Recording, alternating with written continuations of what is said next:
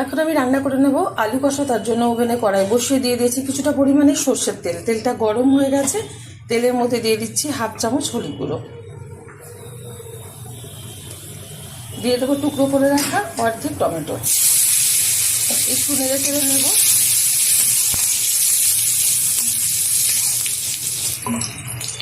এখন দিয়ে দেবো এখানে পেঁয়াজ বাটা।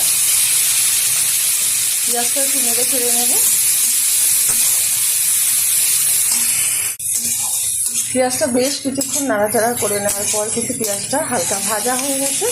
এখন দিয়ে দেবো এর মধ্যে একটু রসুন বাটা, দিয়ে দেবো একটু আদা বাটা, দিয়ে দিচ্ছি ঝালের জন্য কাঁচা লঙ্কা বাটা। ঝালটা যাতে পছন্দ অনুযায়ী ব্যবহার করবেন। দিয়ে দেবো পরিমাণ মতো লবণ। ভালোভাবে আমি এবার কষিয়ে নেবো মশলাটা। ভালোভাবে মশলাটা কষানো হয়ে গেছে। এখন দিয়ে দেবো আগে থেকে সিদ্ধ করে রাখা আলু।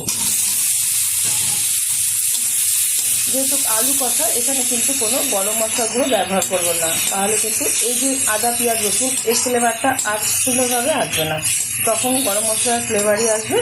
তো আলু কষাতে কিন্তু এরকমভাবে করে থাকে, আর আলু কষাতে কখনো দেয় না গরম মশলা। ভালোভাবে এবার কষিয়ে নেব। আলু কষাতে কোনো জল ব্যবহার করব না।